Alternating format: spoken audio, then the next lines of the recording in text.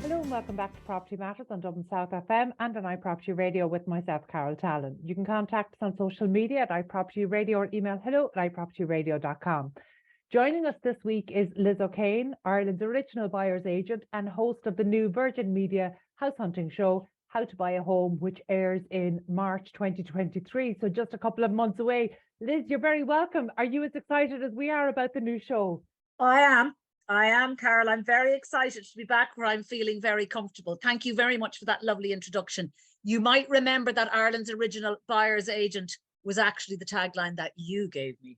So see, I wouldn't have said that at all, but you're very welcome. And you are, in fact, Ireland's original house hunter, because you were the person, you were certainly the first identifiable TV house hunter back in the early days of Phil and Kirsty. Were you around the same time? Oh God, I was. Yeah, I'm afraid Kirsty gave me my inspiration. That's actually the truth of the matter. I started my first business in 2002, in actually February 2002, and my daughter was born in February 2002. So that will just tell you that I was a complete basket case and decided that starting a business would be a good idea. But look, it's seen me in good stead. I've been very, very lucky. I had a fabulous 10 years. Then we all went wallop and I learned a huge amount from that. And I suppose you could say had to pivot in a certain way, lost my mojo, lost my confidence, really felt very vulnerable about going back into business again, but sort of dragged myself back and reignited the business, gosh, maybe 4 or 5 years after that, having been employed for a little while within estate agencies, and sort of decided that I wasn't a very good employee and I needed to be self-employed again. So you'd know all about that, Carol, wouldn't you?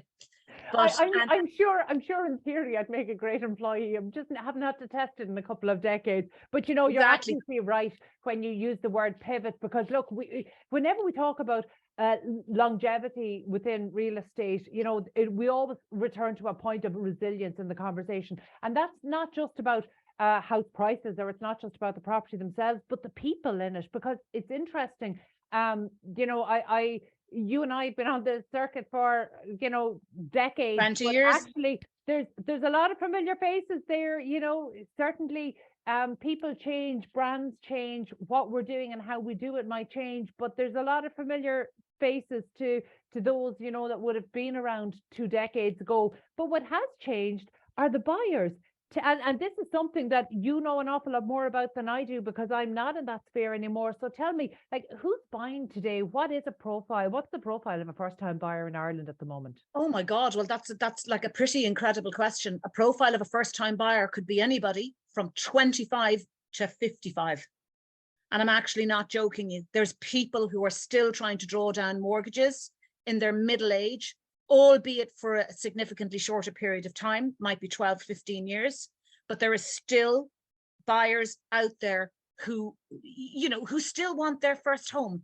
And the interesting thing about economics and the market and all of that is that, you know this, Carol, as well as I do. Look, we're in the same industry, but sort of coming at it from slightly different angles. But the market continues to move in whatever guise the market is presented with. And people still need and want and desire and have the aspiration to own a home, right? Which brings me, if you don't mind, to my career coming 360 back full circle, and a lovely opportunity coming my way to present this new series on Virgin Media, which is called How to Buy a Home.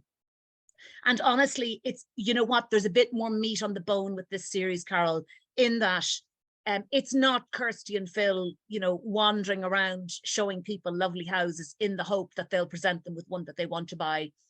There's a bit more to this. It's actually about really negotiating the whole process, right?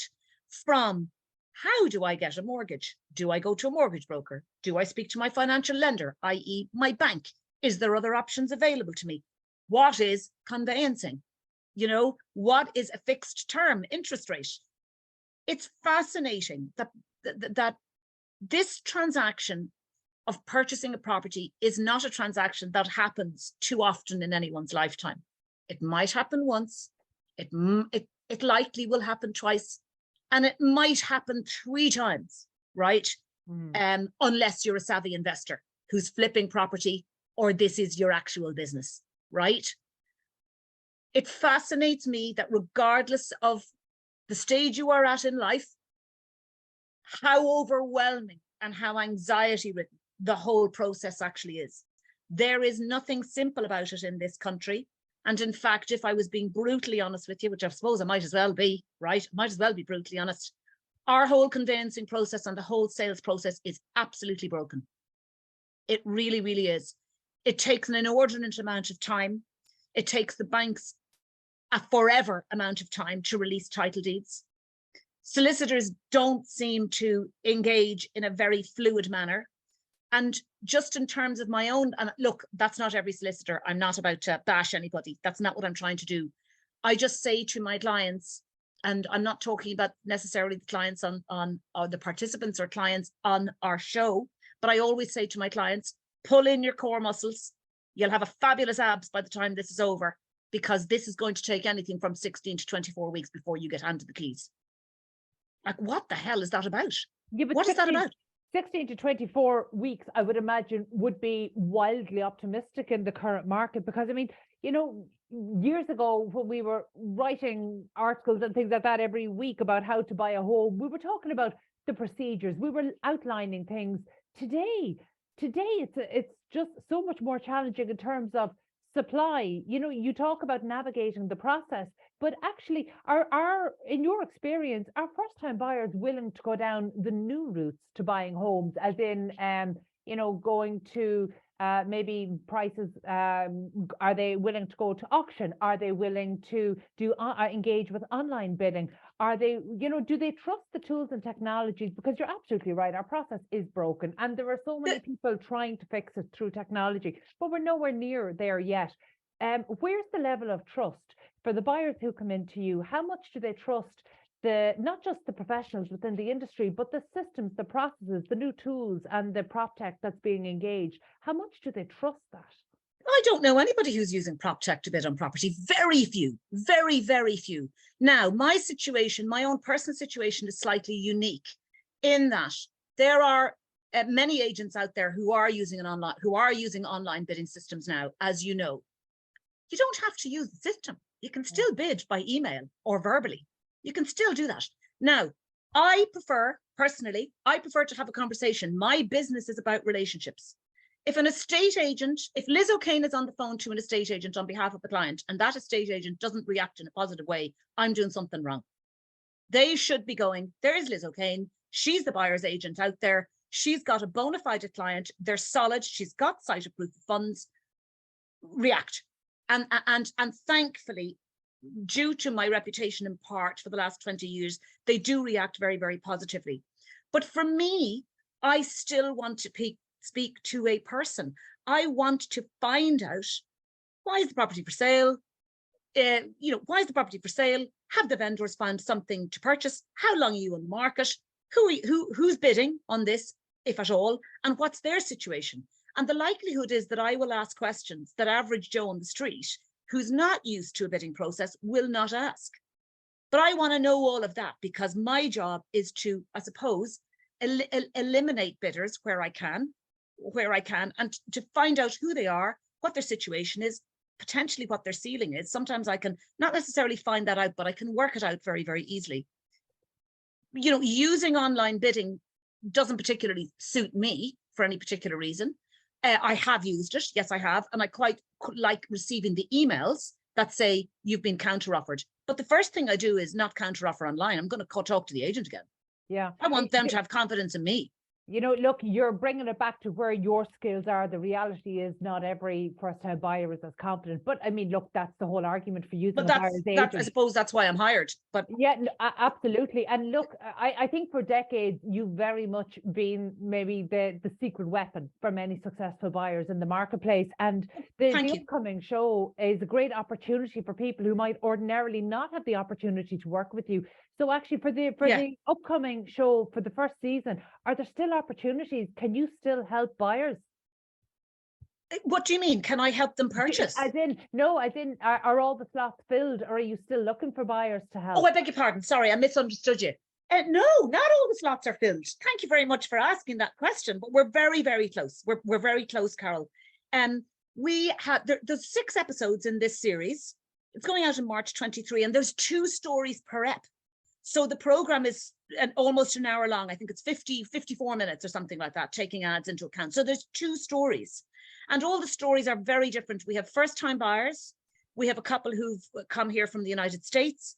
We have an older couple who have returned, who are Irish, but have returned from the United States, have never owned a property in Ireland in their lives, are downsizing and now looking for that retirement home. So it's very broad and quite diverse. And is there a nice geographic spread? Because as you know, I work some of the time in Dublin, but today I'm speaking to you as I'm looking out across to the Aran Islands. So while the backdrop might say Dublin, I am in the west of Ireland. I'm in the heart of Connemara. So I should be a Glower Oscuelga, but I don't do that as often as I should be. Cúpla focal, Carol, cúpla focal. Cúpla is the right term. But I'm trying, Tom McFolham. But you know, I can see up here that the challenges, you know, in Ireland, even though it's a small marketplace, there are still lots of nuances between the different marketplaces. So this morning I was speaking to you know, people about the Limerick market. The Limerick market is quite different to the Galway market, despite it only being an hour away. And certainly when you come out to the west of Ireland, there's a different profile of buyer. And what's really interesting is that a lot of the stereotypes have gone out the window since COVID, since remote working opened up opportunities that actually I can see it. The local estate agents up and down the west coast of Ireland are struggling to come to terms with the new profile of buyer that they have, but the budgets are possibly double what they were prior to the pandemic, and that's a really interesting dynamic for the market. So are you dealing with anybody up and down the west coast of Ireland? Desperate to go to the west coast of Ireland. Thank you very much for raising that. We'd love to go. We've actually been to the Midlands. We've been to the southeast. We're actually off to Cork next week, and we would love a west of Ireland story. Absolutely. Please put it out there. Connacht, we're coming to see you. We'd absolutely love it. Or Munster on the coast would be absolutely lovely. But Galway being the second city, which is it? I would consider it the third. Okay, thank you. So we've clarified Galway, the third city, and the beautiful university town. We'd love to help somebody in Galway. We really would. Somebody who is in the market to purchase, who maybe needs some hand-holding and some advice. You'll get all my advice. I'm a little bit bossy, but I'm okay to deal with because I give good advice. And sometimes we need to change the goalposts a little bit because you will know very quickly whatever it is that somebody is trying to achieve, whether or not it is actually achievable. Then I go and you will get all your research done for you. I will speak to the estate agents on your behalf, and I will also negotiate on your behalf as well. But we'd love a West of Ireland story, very, very much. And God almighty, would it be fabulous if somebody wanted to buy something on an island? I'd be in heaven. Well, I'd love that. I have no doubt that would be the case. I mean, look, I think it's a fantastic opportunity for people who, like I said, mightn't ordinarily be able to avail of your services to actually be able to get that of you and your team and the research. And on the other side of it, I suppose what's discouraging for people, and this is true in every city in Ireland, is there's such a low supply of stock. So, you know, you have a good knack for unearthing properties maybe that are off market that mightn't be available to all buyers. Are we going to see a little bit of that? Have we? Well, not at the moment. But sorry, I'm not going to give you a spoiler alert. Actually, I shouldn't. That was the wrong answer. Not at the moment. But thank you for raising that as well, because I do get wind of properties that are off market, and the phone does ring weekly to say there's a sale that hasn't proceeded. Do you have somebody before we return to the market? Yeah. Sometimes I do, and sometimes I don't. But what I can often get access to is to see a property before it's launched on the market, before that. So I know about something that I feel will be very suitable for somebody or to match somebody with. And sometimes I can get them into that property and a conversation will potentially happen around that. Occasionally it comes off the market quietly, and not every vendor wants to have a marketing campaign. It's a stressful enough process readying your house for sale, and then having potentially 2 to 3 open viewings a week. And up you go and out you get, and you know, the house has to be spotless. That is also extremely stressful. So sometimes There's a deal to be done that's fair and reasonable for everybody. This is not about tucking something under market value to take it off the market. That is not the MO here at all. It is about purchasing something that is at market value, that a vendor is comfortable with, and that a purchaser is comfortable with. And sometimes these little secret purchases happen under the radar, and before you know what's happened, somebody's purchased something that you didn't even know about, that you didn't even know was for sale. Liz, that's the USP. As a secret weapon, you're ready to strike again. I love it. Look, this is a great opportunity for buyers, regardless of where they are in Ireland. Yeah. Before we close out, how can potential buyers or house hunters get in touch with you about this? So the email address is home@animotv.ie. So it's home, we'd all love a home, at ANIMO, animotv.ie. We'd love to hear from you. And you know who I'd really love to hear from, Carol? I'd love to hear from some new nationals, people who've been in this country and have already made this country their home, and who are contributing to society, and who are very, very Irish, but who also have the aspiration, and we are a property obsessed nation, as you well know, who also have the aspiration to purchase a property, maybe just don't quite know how to go about it, and would like to come and tell me their story. I would love to help some new Irish people, because everybody deserves a home. Everybody. You know, it's not too much to ask. That's such a gorgeous note to finish on, because I genuinely believe this, and I think that was one thing that brought us together decades ago, the shared belief that everybody deserves a home.